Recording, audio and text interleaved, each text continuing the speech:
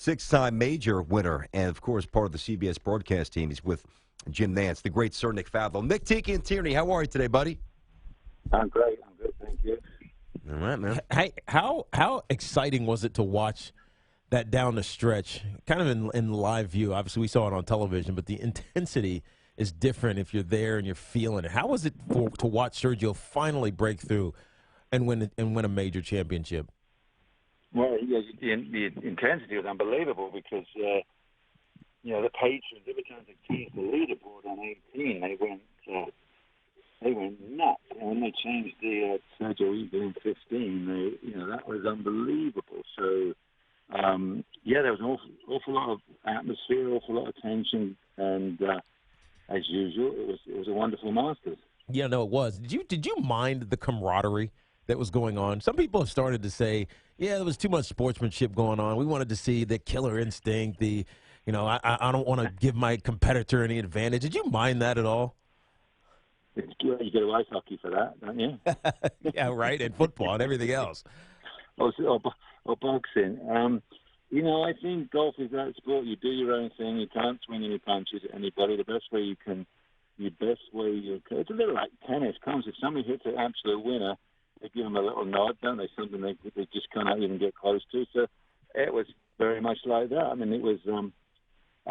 They were both pulling off great shots or great putts. So they're both friends. They play Ryder Cup team. So no, I think that's the beauty of our game, that those guys were trying 100%, and it's nice that they can acknowledge.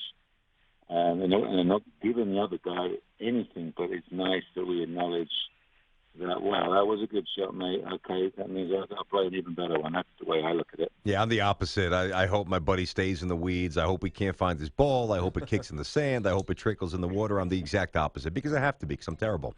Nick Faldo with us here on Tiki and Tierney. Nick, one of the things I think you do very well, and most people agree with me on this, is that clearly with six majors, I mean, you've seen it all, but also you communicate in a very honest, straightforward manner. You're not afraid to say what's on your mind, and we appreciate that. But I wonder, even if at various points during Sergio's apparent meltdown on the back nine, did you even withhold a little bit? Like, was there any point where you said to yourself, he's done, it's over, he cannot win? No, actually, no, things with Sergio actually fell in place, because I think I said, now he's behind, now it's a match play situation, and he's just, all he has to look at is Rose. They were very much just the two of them, and I referred back to the amazing match that Sergio had against Phil when they both shot 63 for a half, and I thought, wow, Sergio gets clipped into all he's trying to beat is Rose. He doesn't have to worry about anything else, and he was a couple back. Now he led for a while, and then obviously Rose then took the lead, and now he was a couple back. So it was like maybe at the end of his career, maybe he sort of said to himself, we don't know what's in the Ladder note to him. Maybe he was saying, hey, this is my 11th hour of my career. I better do it. If I'm going to do it, this is maybe the one and only time I'm going to do this. And so here's an opportunity, and take it. And, he pulled off some great shots. I mean, he started the back nine shaky, at 10 and 11. And at 13, he gets away with it. And then the big shot for me was 14. Rose missed that slot, with a short iron in, and he stayed on top of the hill, and then Sergio feeds it down and makes a birdie there. So he's made a great 5 at 13, and Rose had missed it. So those are two holes, 13 and 14. And Rose misses the slots. It doesn't make birdie there. Sergio makes an amazing 3 at 17. We put up a graphic that says, the last man to eagle 15 going on to victory was Jose Maria. That's a turn. I'm like, okay, that's it. Yeah. It's Sergio's now, because then Rose birdies the next. Anyway, Rose must feel hurt because he had the chances. Had the chances, obviously, at 11. He had a very good putt on 12. 13 misses a short one. As I said, 14 misses the slot. And then 17 misses it, and 18 has a putt, which he hit right on right edge. And I was trying to describe, the only way to describe it was it's flat there, because I didn't know which way it was going to go. It's so darn flat. If you hit it left edge, you might miss it left edge. And if you hit it right edge, you might. And he hit it right on the right edge, and he couldn't believe it wouldn't move. So he must feel hurt that he had a couple of chances. where Sergio started the back nine badly and then got into just a sheer adrenaline of, okay, if this is going to happen, I'm just going to swing for the fences. He was just swinging flat out at everything, and it was coming off. Yeah, and he was picking up his tee quickly. So we were watching, Teak and I and our producer, we were actually down in Myrtle Beach. We were doing an event out there. We were watching the back nine in our condo, and as soon as he hit the ball, he just dropped down and got his tee. And he's like, well, we knew that it was 330 right down the heart of the fairway. And speaking of reaching down to get the tee, Justin Rose, there was an incident where, he actually just what happened there? Well, yeah, we later learned, and he disguised it. He flinched on 15, and we saw it. We thought he had his back, but obviously, as I said, if it's a match play situation, you're not gonna show it to your opponent. So he gritted his teeth, but then he came back for the playoff. I think things tightened up. That was a shorter swing. He blocked it right, and you could see when he got up there after he had to chip out, his head went down. So, and I believe, Aaron, it's been reported, yes, he did tweak his back on 15. It did start to tighten up. So that was pretty harsh timing. So, he a couple of putts slipped by, and then he tightened up, and that's why he blocked that tee shot at 18. And that's the harsh thing about playoffs. I mean, you've actually tied for the Masters, and then you've lost a major in one hole, or actually in one shot. So it's a pretty harsh game. That's what people like, but it's in your own mind, you have to say, hey, I did a good job there. Maybe I could deem that apart from one guy, I won a major. So he needs to try and look at the positives of that.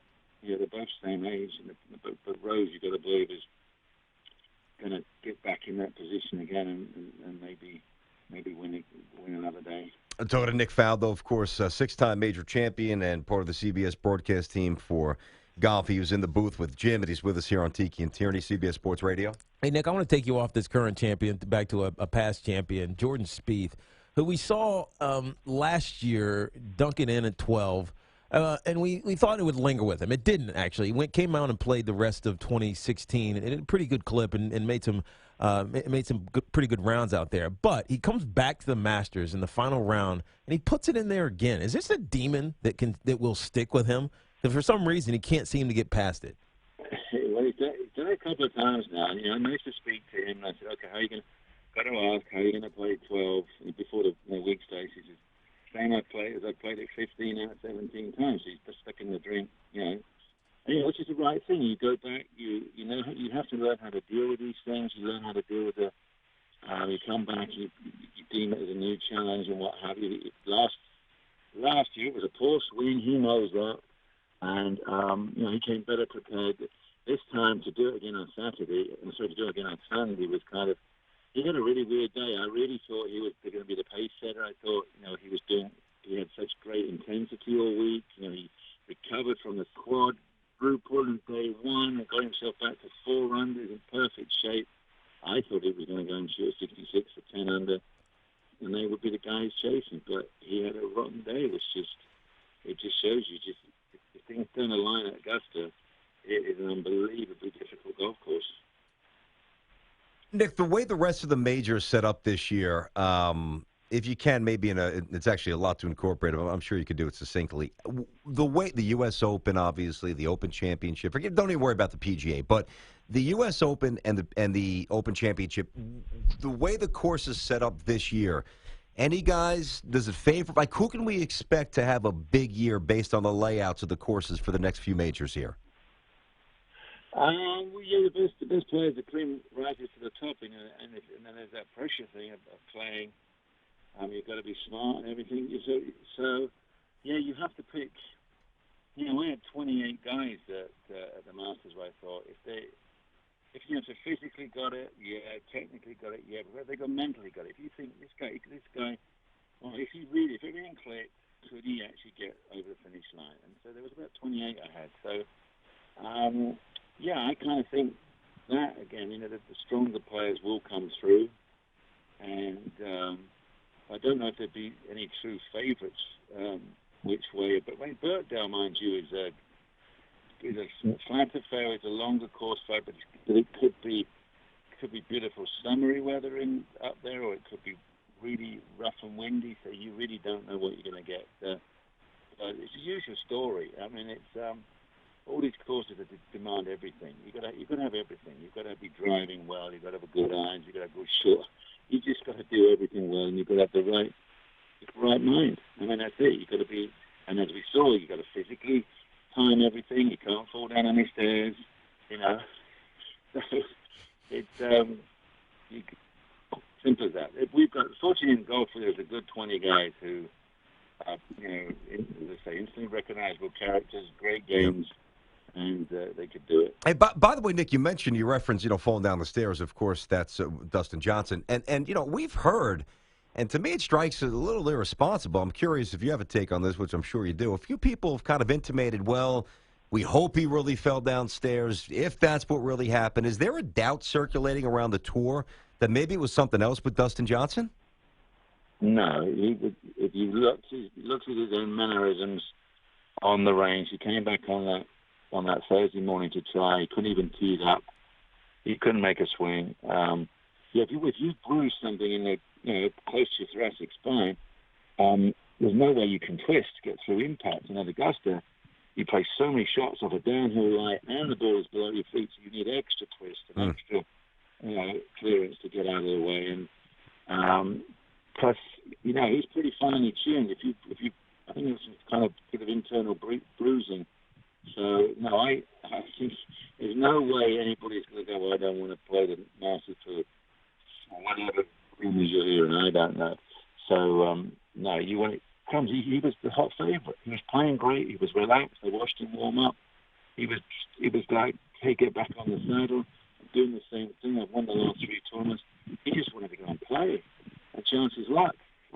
So I can't believe anyone would think he'd forfeit that for some other reason. Nick, one last one for you before we let you go here. Take us inside the clubhouse, so to speak.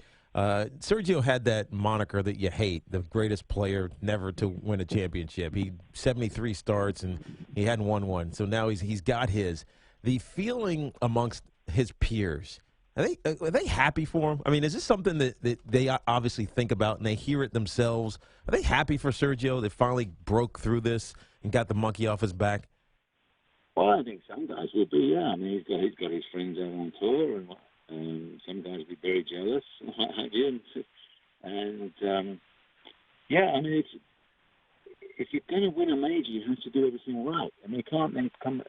Some people say, "Oh, so and so deserves to win it," but it usually means he obviously hasn't, and he hasn't done it for a certain reason. Either physical, technical, mental, emotional. So as you see, you have to put everything together to win a major. But you can't just, a good game is not totally it. You've got to have good mind, good determination, good nerve, and that's the bottom line. I mean, he managed to hang on to his nerve like we hadn't seen before. That's what it usually cost him, or a little bit of technical, but he found a way to just swing it flat out, and as I said on TV, wow, he's hitting the full shots, flat out full shots, better than anything else. So I think he found a groove with that swing, and he just wore it out. And yeah, I think, as you can tell, he's a popular guy out on tour in the golfing world, and I think a lot more people were pleased than weren't pleased. Yeah. Nick, appreciate it, man. Obviously, you've been wrapped up traveling, a lot of stuff, a little extra golf over the weekend, which nobody minds for sure. I know we'll be chatting again during the summer. Thanks a lot, Nick. We appreciate it.